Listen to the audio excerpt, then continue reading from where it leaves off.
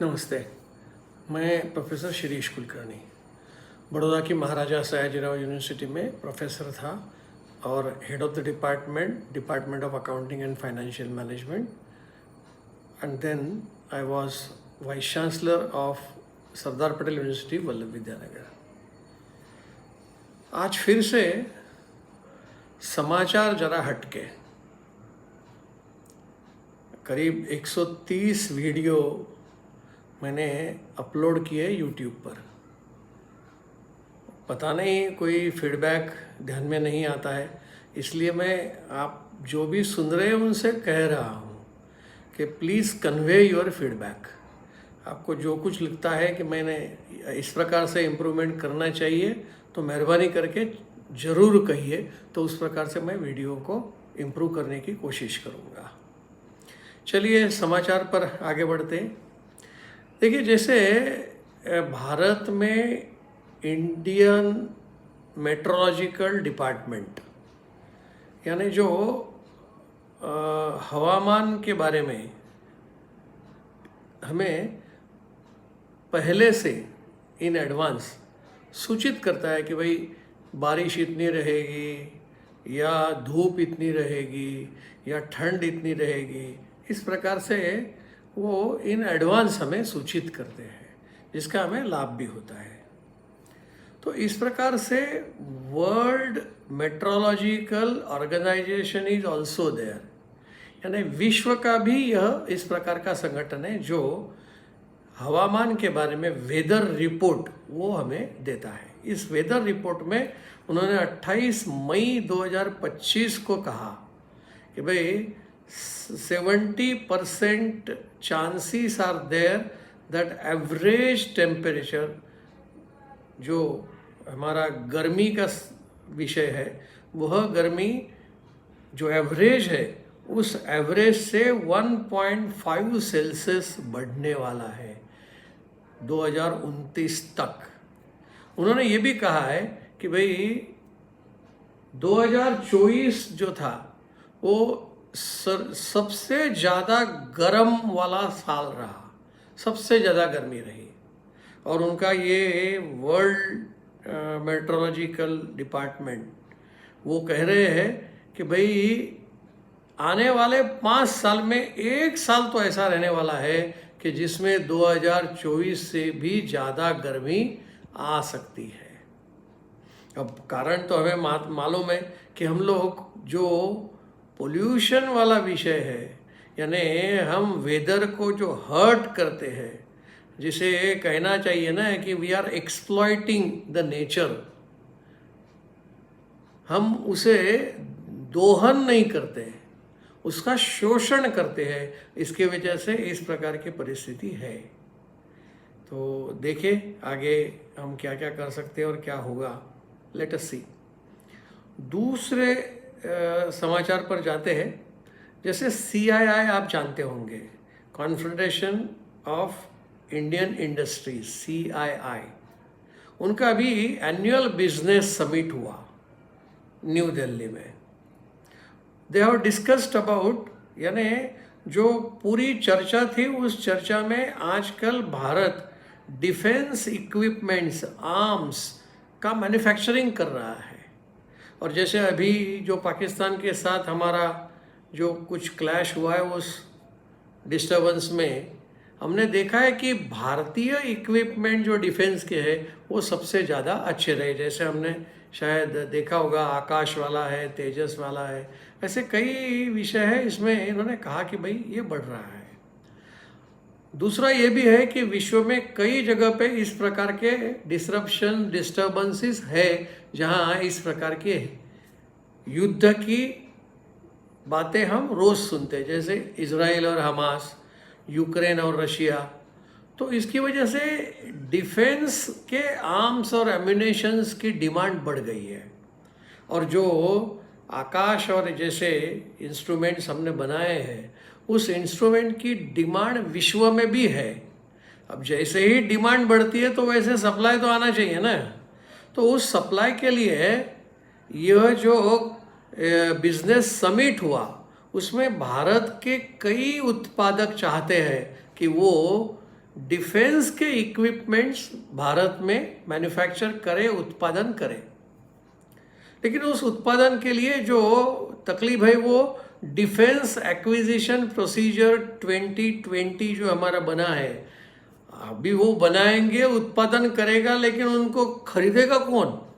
यानी ultimately government of India, या तो फिर वो विदेश में भेज सकते हैं, लेकिन उसका लाइसेंस मिलना वो 6 महीने का समय जाता है। तो इसकी वजह से जो राजेश कुमार सिंह जो डिफेंस सेक्रेटरी इस समिट में उपस्थित रहे, उन्होंने कहा कि भाई हम लोग सोच रहे इसके बारे में क्या हो सकता है, लेकिन ईज ऑफ डूइंग बिजनेस, ये मैन्युफैक्चरिंग ऑफ डिफेंस इक्विपमेंट्स के लिए भी हम चाहते हैं कि भाई आगे जाकर ये प्रोसीजर में भी कुछ बदलाव, लाइसेंस में भी कुछ बदलाव आए। कई लोगों ने सालों से लाइसेंस के लिए कहा है, ये लाइसेंस राज नहीं है तो फिर ये क्या है, वगैरह वगैरह, ऐसी सारे बातें आई है।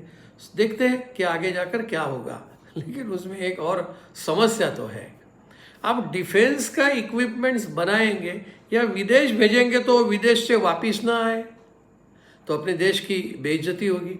और अगर हम भारत में ही उसे खरीदेंगे और जैसे पाकिस्तान के इक्विपमेंट्स का टाई फीस हो गया, वैसा हमारा ना हो। हर बिजनेसमैन को मैक्सिमाइजेशन ऑफ प्रॉफिट है, यानी जितना ज़्यादा से ज़्यादा नफ़ा मिलेगा उसके पीछे वो भागता है। इसके लिए वो क्या करेगा? कॉस्ट कम करेगा। कॉस्ट कम करेगा यानी क्या? जो रॉ मटेरियल वो इन्फेरियर डालेगा। तो ऐसे इन्फेरियर रॉ मटेरियल की वजह से जो फाइनल गुड्स आएंगे वो अच्छे नहीं होंगे। इसलिए जैसे ही ये ease of doing business and ease of making more and more profit ना हो जाए, ऐसा सोचना चाहिए। क्योंकि विदेशों से जो हमारे पास रशिया से आता है, कुछ हमारा यूएस से भी आता है, तो वो अच्छे इक्विपमेंट्स आते हैं जिसकी वजह से हम आज पाकिस्तान के सामने टिक सके। चलिए आगे बढ़ते हैं। अब मैं फार्मेसी के बारे में बात करने जा रहा हूँ। हमारे यहाँ बड़ी बड़ी कंपनियाँ दवाइयाँ जो बनाती है वो दवाइयों का एक्सपोर्ट करती है। अभी एक्सपोर्ट यानी क्या? भारत के बाहर तो कई देशों में जा सकता है ना, और जाता भी है। लेकिन सबसे ज़्यादा दवाइयों का खरीदने वाला, भारत की दवाई खरीदने वाला अगर कोई देश है तो वो है यूएसए, अमेरिका खरीदता है। और पूरा का पूरा बड़ी बड़ी कंपनियों का डिपेंडेंस यूएस पर है। और अभी इस विषय में ट्रम्प जी ने भी बहुत कुछ कहा है, फिर वो थोड़े से ढीले हुए हैं, तो देखिए क्या होता है। लेकिन हमारे यहाँ ग्रैंड फार्मा करके जो कंपनी है, वो जो दवा बनाती है उसमें से 54% दवा वो यूएस में भेजते हैं। जैसे रेड्डी, डॉक्टर रेड्डी वाला जो है साउथ में, उसका 53% टोटल दवाइयाँ अमेरिका को एक्सपोर्ट किया जाता है। अरबिंदो फार्मा भी है, उसका 48% दवाई यूएस को एक्सपोर्ट जाता है। यानी ऐसी कई कंपनियां हैं, जैसे सिप्ला कम से कम 30% पर है। तो कुल मिलाकर हम उसका देखें तो हमें ध्यान में आता है कि यूएस को 29.3% जो एक्सपोर्ट हुआ वो 2018 में हुआ। लेकिन अगर 2025 देखें तो 34.60% हमारा एक्सपोर्ट यूएस को हुआ है। अगर उसको एब्सोल्यूट टर्म्स में अगर देखें तो 2018 में 5.11 बिलियन डॉलर का एक्सपोर्ट यूएस को हुआ। अगर 2025 का हम कहें फाइनेंशियल ईयर 2025, तो उसमें 10.50 बिलियन डॉलर जितना एक्सपोर्ट यूएस को हुआ है। चलिए आगे बढ़ते हैं। मैंने कुछ समय पहले कहा था कि हमारा फॉरेन एक्सचेंज रिजर्व घट गया है। उस वक्त मैंने ये भी कहा था कि भाई सरकार को आरबीआई इतना पैसा दे रही है, इसमें तो कुछ असर नहीं हो रही है ना। लेकिन आज उसका जो समाचार आया है, आरबीआई का जो डेटा है, उसका कहना है ऐसा है, मई में जो फॉरेन एक्सचेंज रिजर्व है वो 6.99 बिलियन डॉलर बढ़ा है।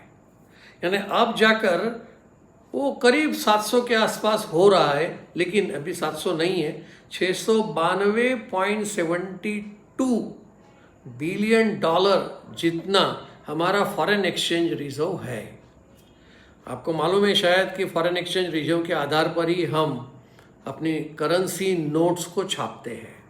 पहले गोल्ड रिजर्व के आधार पर किया जाता था, लेकिन अभी ये फॉरेन एक्सचेंज रिजर्व पर ही हो रहा है। यह स्थिति है।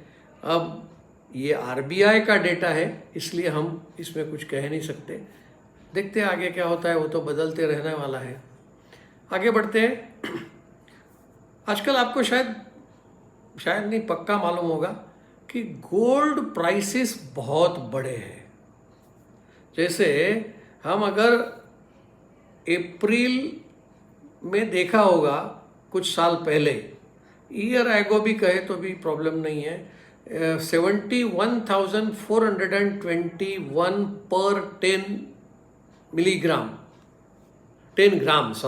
ग्राम, इतनी कीमत 71,423 रुपया थी। वो आज 2024 में बढ़ गया और वो आया है 93,983। यानी ऐसा कहने में कोई हर्ज नहीं कि 94,000 पर 10 ग्राम्स इतना भाव इसका बढ़ गया है। अगर इसका ये देखें हम तो 31.6% बढ़ा है। अब इसकी वजह से अगर हम ये देखें कि भाई कितना कमर्शियल बैंक्स इसमें गोल्ड के आधार पर लोन दे रही है। गोल्ड के भाव बढ़ रहे हैं, इसलिए स्वाभाविक है गोल्ड लोन भी बढ़ेंगे। जैसे पहले गोल्ड लोन 70,000 तक मर्यादित था, अब ये बढ़कर 1,20,000 तक चला गया है।